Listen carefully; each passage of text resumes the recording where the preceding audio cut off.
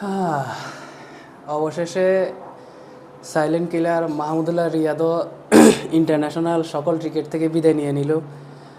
কয়েকদিন আগে আমরা দেখলাম মুশফিক ভাই তার ভেরিফাইড ফেসবুক পেজে তার পোস্টের মাধ্যমে সে ওডিআই ইন্টারন্যাশনাল টিকিট থেকে বিদায় নিয়ে নিয়েছে। আর আমাদের সাইলেন্ট কিলার মাহমুদুল্লাহ ভাই তো অনেক আগেই টেস্ট এবং টি-20 থেকে বিদায় নিয়ে নিয়েছে এবং শুধু একটা ফরম্যাটে উনি ছিল, সেটা হচ্ছে ওডিআই, এবং সে ওডিআইতেই লাস্ট উনি খেলেছেন চ্যাম্পিয়ন্স ট্রফিতে, যেখানে উনি সহ বাংলাদেশ টিম ভালো কোনো রেজাল্ট করতে পারে নাই। সো ওনার ইন্টারন্যাশনাল ক্রিকেট আর শেষ ম্যাচ ছিল এটাই। তো হয়তোবা আমরা কল্পনাও করতে পারি নাই যে মাহমুদুল্লাহ ভাই অলরেডি অনেক আগেই টেস্ট এবং টি-20 থেকে অপশন নিয়ে নিয়েছে।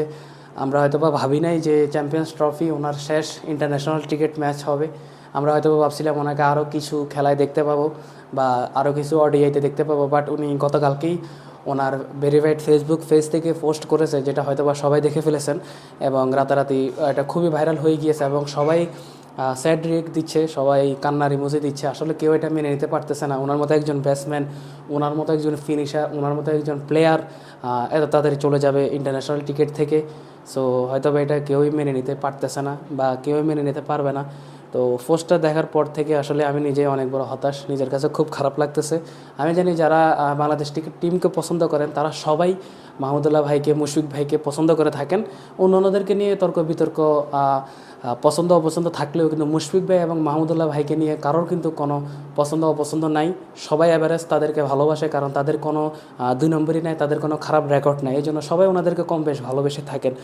সো কালকে পোস্টটা ওনার দেখার পর আসলে খুবই কষ্ট লাগছে।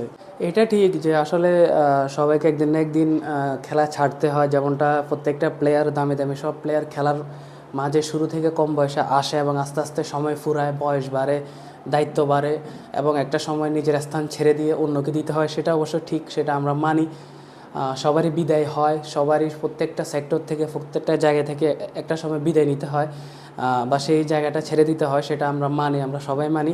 এবং সেটার বাহিরে কেউই না, যত দামি প্লেয়ার হোক না কেন কেউ না। আপনি সচিন টেন্ডুলকার হতে শুরু করে গৌতম গম্ভীর হতে শুরু করে এরপর বড় বড় যতজন ক্রিকেট সিনিয়র প্লেয়াররা আছেন, সবাই কিন্তু সব দেশের প্রত্যেকটা সিনিয়র প্লেয়াররা সবাই কিন্তু শোয়েব আখতারের মতো প্লেয়ার, শহীদ আফ্রিদির মতো প্লেয়ার, সবাই কিন্তু একটা সময় নিজ নিজ জায়গা থেকে, নিজ নিজ দায়িত্ব থেকে তারা সরে গিয়েছিল তাদের জায়গা থেকে, কারণ তাদের বয়স হয়ে গিয়েছে, তাদের জায়গায় নতুনকে সুযোগ দেওয়া প্রয়োজন। কিন্তু এটা আমি মানি, ঠিক আছে, কিন্তু একটা জিনিস মানতে পারি না যে আসলে বাংলাদেশের যেসব লিজেন্ড প্লেয়ার তারা আসলে সুন্দরভাবে সম্মাননা পেয়ে আসলে বিদায় নিতে পারে না। যেমনটা আমরা শুধু মাশরাফি ভাইয়ের বেলা দেখলাম যে ওনার শেষ ম্যাচ যখন ছিল মেবি 2019 সালে, 18 বা 19 সালে ওডিআই শেষ ম্যাচ মাশরাফির।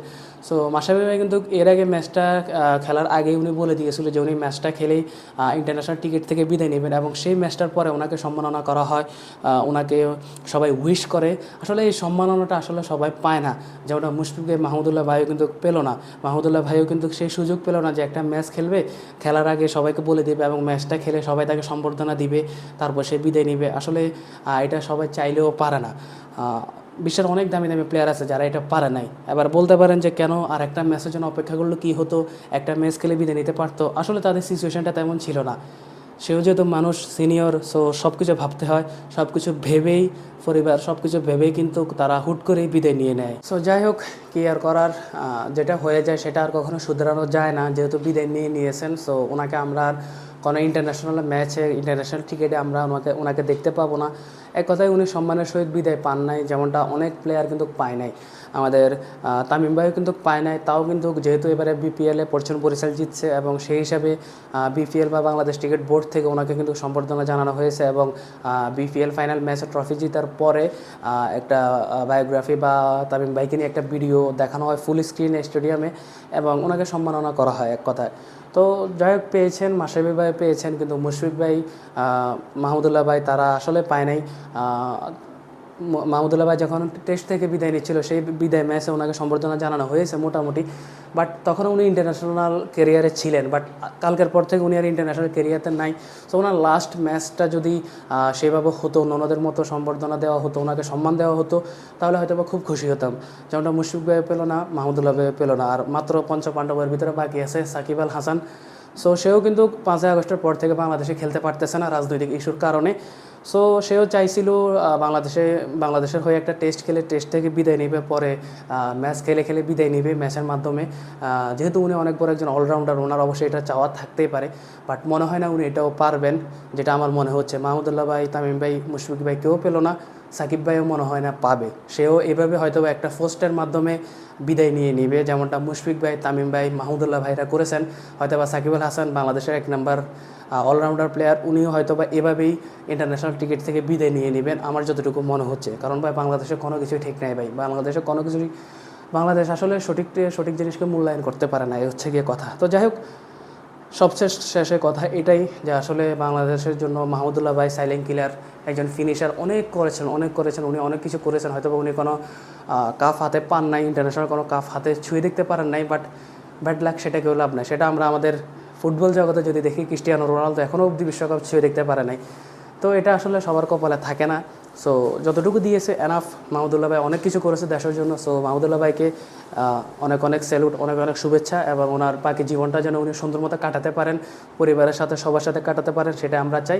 আর অবশ্যই চাইবো মাহমুদুল্লাহ ভাই যেন বাংলাদেশ ক্রিকেট বোর্ডের সাথে যুক্ত থাকেন, এবং ওনার যে অভিজ্ঞতাগুলো সেগুলো যেন উনি জুনিয়র যে ছেলেমেয়েরা অ্যাড হবে, বিসিবিতে অ্যাড হবে, তাদেরকে যেন ওনার সেই ট্যালেন্টগুলো ওনাদেরকে শিক্ষা দেন, বুঝান, সেটাই চাইবো। এক কথায় বিসিবির অংশ হয়ে যেন তামিম ভাই, মুশফিক ভাই, মাহমুদুল্লাহ ভাই, সাকিব ভাই সবাই যেন থাকে, সেটাই চাইবো।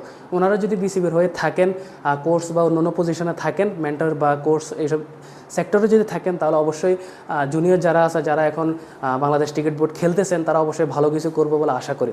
সো অবশ্যই ভিডিওর শেষে অবশ্যই অনেক শুভেচ্ছা মাহমুদুল্লাহ ভাইকে, এবং অনেক দোয়া, উনি যেন সারা জীবন খুব ভালো থাকেন, আমাদের হৃদয়ে সবসময় যেন থাকেন। ওনার জন্য অনেক ভালোবাসা। অবশ্যই সবাই ওনার জন্য দোয়া করবেন। সবাই ভালো থাকবেন, সুস্থ থাকবেন। আল্লাহ হাফেজ।